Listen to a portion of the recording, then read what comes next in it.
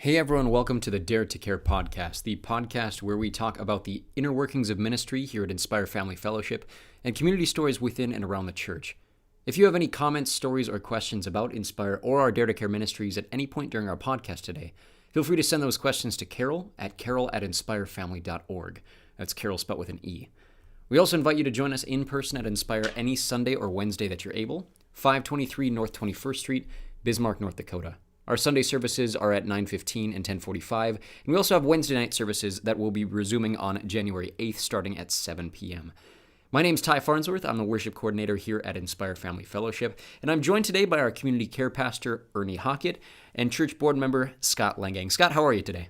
Good. Thanks for having me here today. Absolutely. So this will be airing right after Christmas, so I'm not going to ask you about your Christmas because as of recording it hasn't happened yet, but for you guys listening, I hope you guys had a wonderful Christmas. Scott, let's start things off. Where does your faith journey begin? My faith journey probably doesn't begin until I was older in life. When I was little, my family and we were Catholic, born and raised Catholic. My parents were very active in the church, born and raised here in Bismarck.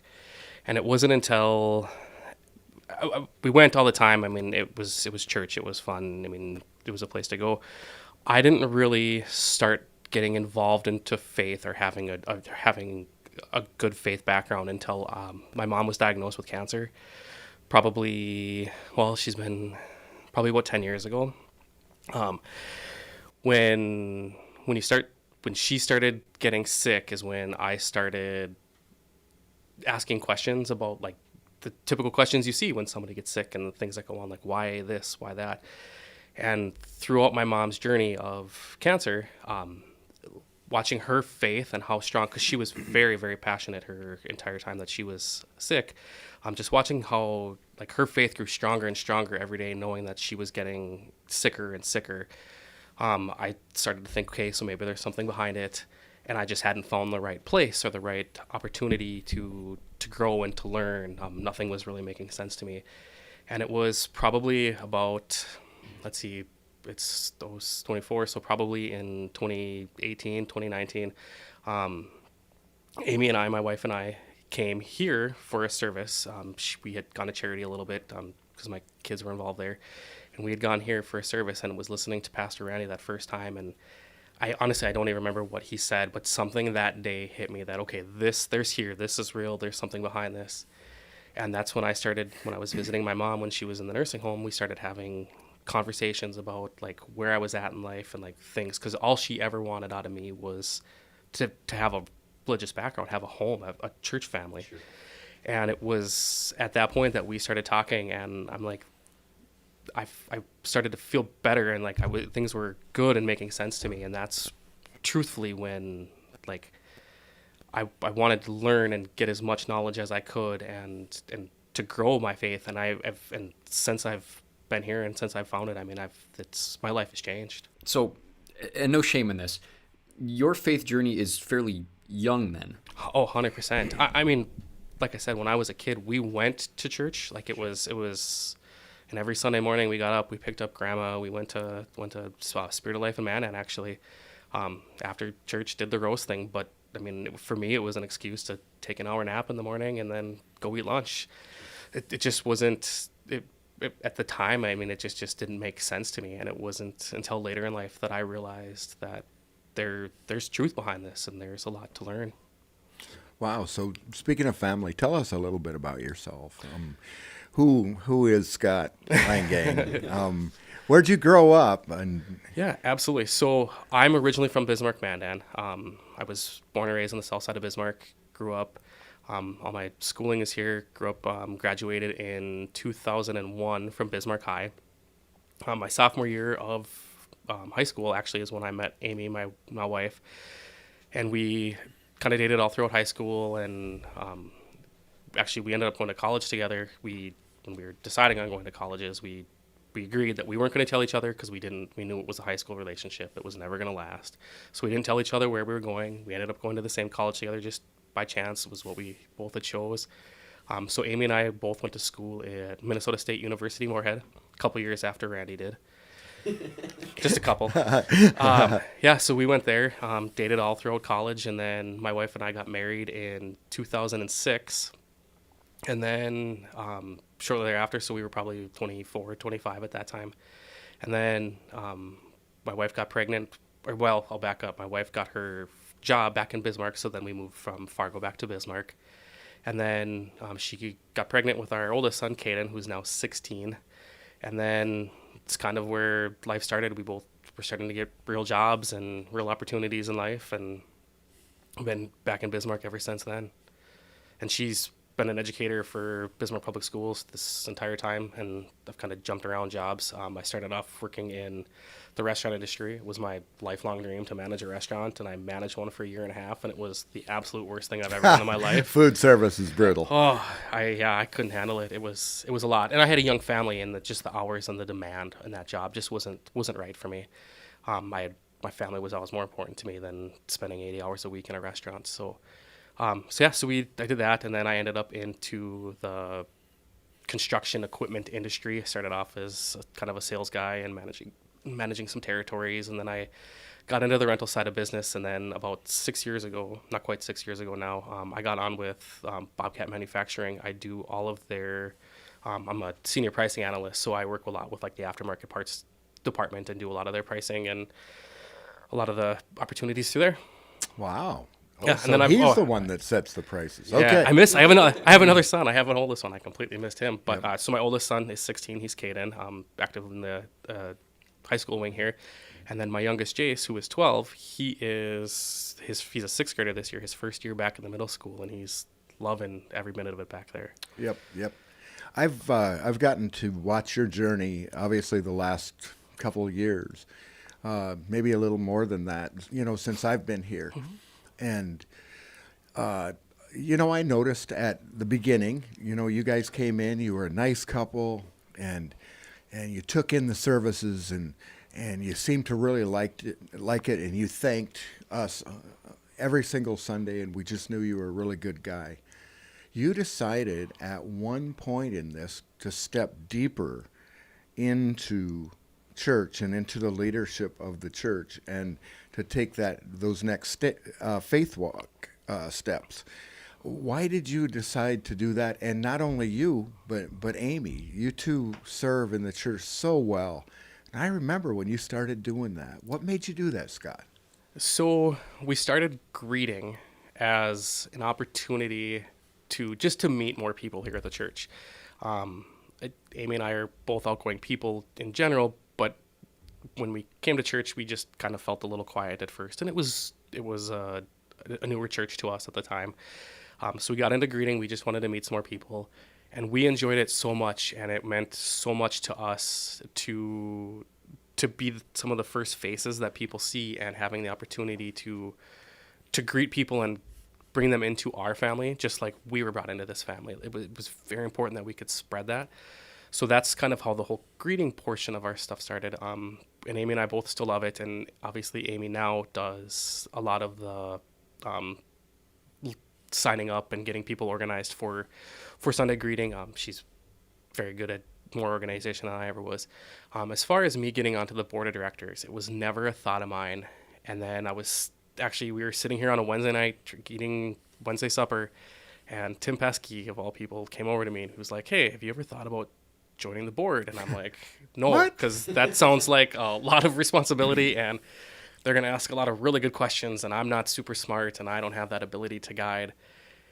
And Tim's looked at me, and he kind of started walking away a little bit. Then he looked back, and he said, "Just think about it."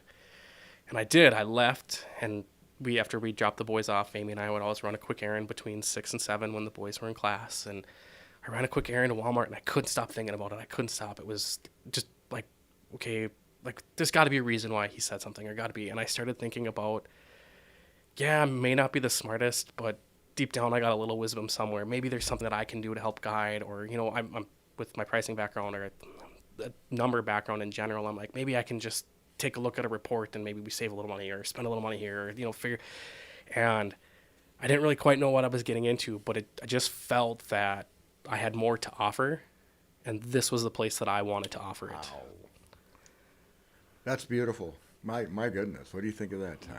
So I totally understand the whole, just the earworm thing. Like, Tim says something and it drives you crazy, like forever. it's I hate to say anything nice about Tim because it's Tim, but I mean he gets that bug in your ear, and he's very good at he's not pushing anything, he's not forcing anything on you. He's just like, hey, just think about it. And I think he's got a really good knack of picking good people to do good things. He does. Do you feel like your faith has been hampered by your role on the board, or do you feel like it's kind of grown exponentially because of it? Does it not matter to you? Oh no, it's grown every time that we've made any step at this church and growing my wife and I, our faith journey. I think we've grown stronger. I think there's a lot of things that may not necessarily be so much based about the church, but just some of like the relationship that Amy and I have had. I mean, we're a married couple for 18 years. We've had problems, we've had great days, and I think I can come here and I can look at things and I can lean on my wife and I can say, hey, like, what are your thoughts on this? This is what we're discussing, or these are some things here, and we can sit and talk and pray about it. And I think it's developed my relationship outside of the church more, and I'm more open about, hey, this is where the church is going, and we're more apt to like making sure our friends know about what's going on and like how we can bring people here. I think there's a lot of growing that we've done, whether it's on the board or the greeting. Actually, not to gloat a little bit, but we've had people that are now members that kind of started or essentially started showing up because of conversations that we've had, myself or my wife, with them. I know Amy was actually messaging 2 people the other day about, hey, what's it like at Inspire? What are your thoughts? Like, why do you guys keep going? And it's something that, we're very passionate about, making sure that we share how important this church is to us and our family. I mean, it's gotten to the point that before my son, oldest, could drive, I was out of town and my wife was sick and we couldn't come to a Wednesday service, and my oldest and youngest as well, my oldest especially, was so devastated that he actually called his grandpa to get a ride because he wasn't missing a Wednesday service. Wow. There was no way that, it was that important, and it's become that important to our family, just this church. And I mean, with it obviously is our faith background. You talked about your mom and, just your kind of Catholic upbringing. Your wife specifically, does she have a faith background that was instrumental in you kind of becoming a part of the faith, or was that something that she was maybe blind to as well and you guys grew in together? Where does she kind of fit into your faith journey? So my wife, her faith has always been stronger. She's always wanted to go to church. Even when the kids were really little, I would actually drop them off at church on Sunday mornings and I would go grocery shopping. And I mean, she was very involved and did a lot. She went to church. She grew up in the same church that Pastor Randy grew up in. So their family, or she knows Pastor Randy's family very well outside of that. But it was always important to her, and she would always suggest that we go. And it was actually her that pushed to start going to charity. And then when Pastor Randy came here, she kind of pushed so that we would start here. So she's always been strong in faith and has pushed to get us at least into a church and to get me to start. So I thank her a whole lot for at least tipping me over that edge to get me into a building, let alone to where I'm at now. Was there anyone else in your life? I mean, you talked about not really having that faith before Inspire, but was there anyone else in your life that was maybe instrumental in pushing you toward that kind of beyond? Like I said, like your mom or... My kids, 100% my kids. So when we started going here and I was still very young and unsure about what I wanted in life and what I wanted from a church, seeing the passion that not just my kids, but kids in general here, but my kids especially, knowing that it meant so much to them to be here and wanting to be a part of this, then looking at their faith and watching my oldest read a Bible is crazy to me. I mean, it would have never been me at 16 years old. So watching my kids grow and my youngest getting his Bible, those are big steps and important to me. And I think they're pushing as well. I would say the biggest influences in my family my wife and two sons. They were probably my biggest push. Let me ask you just a couple of questions, just quickies. Mm-hmm. Who is Jesus to you? To me, he is probably the guide to where I want to be in life. I mean, he's the one who gave up his life so that we have a hope and have an opportunity to see family in the future. I know where my mom is, and I think without him, there'd be no guidance to ever see her again. I think it would be, I think he is the, how do you put it, the ultimate path to follow, and that's what, I don't aspire to be him, but I aspire to follow him. Yep, and obviously, Scott, you have a very personal relationship with the Lord, something that's true and something that's intimate. So to follow up on that question, how important is it to you to have a church family or a church community surrounding you and being there for you? Is that fairly important to you and Amy? Very, very much so. We actually have developed some really good friendships through this church that we see outside of this building. We things that have happened to us or things that go on in life. There are lots of people here that we have the ability to lean on and ask for support and ask for guidance. And so many people here are willing to tell their story that there's nothing that we're going to go through or that have gone through that we can't find somebody here that can help us along that journey. Absolutely. You're in a church that really believes in caring for people. We don't just say that. Why, from a board member, Mm-hmm. from a Christian's perspective, do you believe it's important for us that we carry or that we care for one another? It's important that we care to show people that there's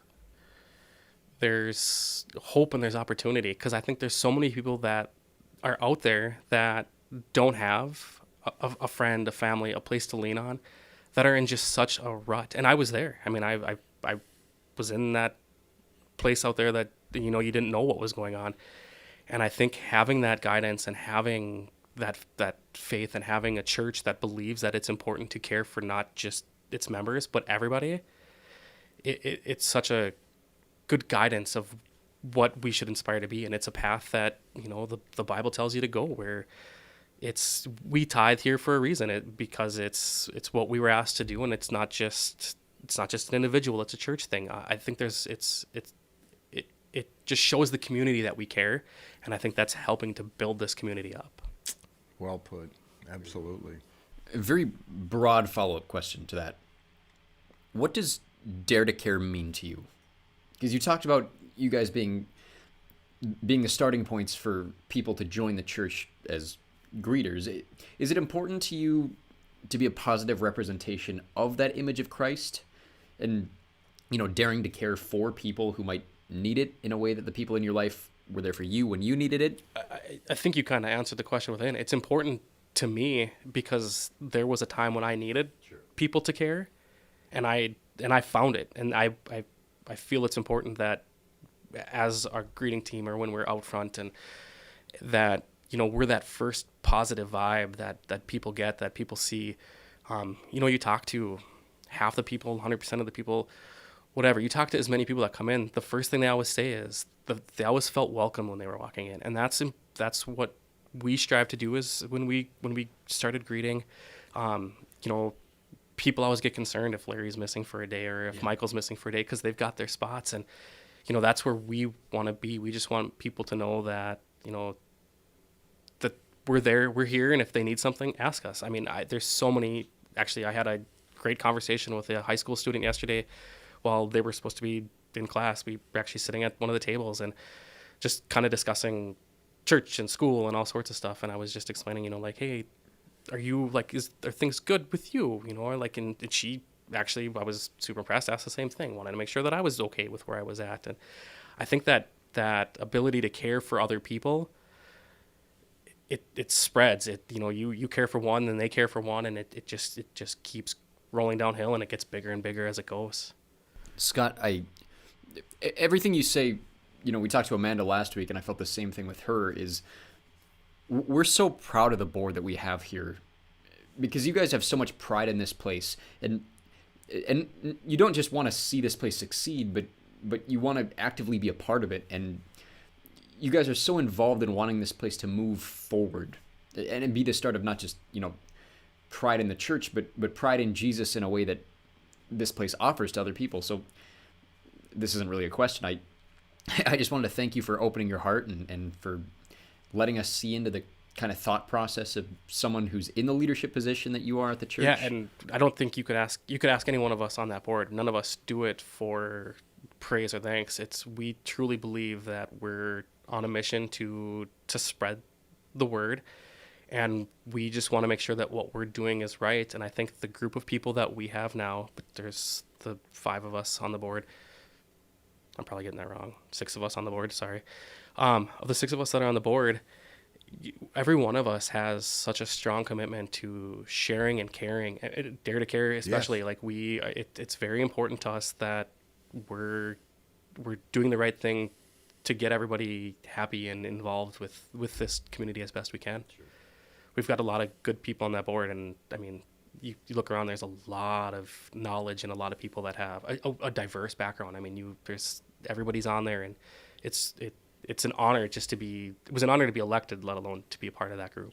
One final question from me, Ernie, if you have more than that, feel free to, ask more. But Scott, what are you most proud of here at Inspire? I'm probably most proud of the excitement that my kids have. Sure. I look around and I watch hundreds of young kids every Wednesday night run from one end to the other, and the education and the want for those kids to be here.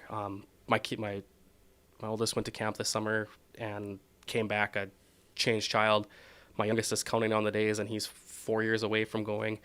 The things that we are doing in the youth program here to raise young Christians out into this world is the most impressive thing I've ever seen. I look back at all of my friends and like where I was at in high school and even into college, and there was never any of that I ever remember. And it's a movement here.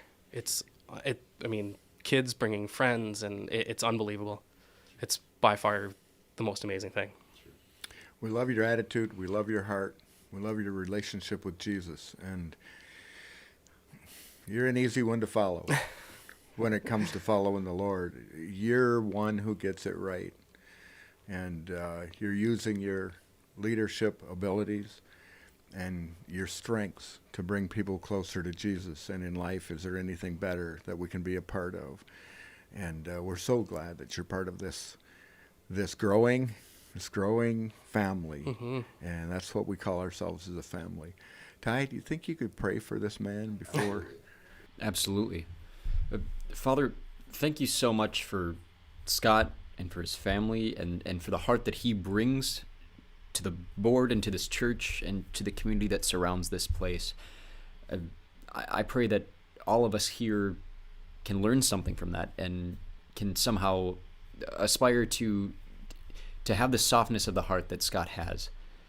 Bless him and his family as they continue to have their journeys through faith and as they continue to grow and grow towards you. Help them to trust in you and to know that you are just as present in their lives outside this place as you are here. It's in your mighty name that we pray. Amen. Amen. Scott, again, thank you so much for being a part of this. People who are listening, if you have any questions or comments that you want to make towards Scott, you can always reach out. We'll have you send those directly to Carol to start with. That's carol@inspirefamily.org, Carol spelt with an E. And like I said, you're always welcome to join us in person. Our services are at 9:15 and 10:45 on Sunday mornings. And we do have our Wednesday nights coming up in January, starting on the 8th. That's at 7 p.m. Again, we wanted to wish you guys a very Merry Christmas. Hopefully you had a wonderful Tuesday and a wonderful Wednesday. And today, thank you very much for joining us on this Thursday or whenever you are listening to this. We hope to see you guys next Thursday. Thank you so much for listening, and we'll see you again soon.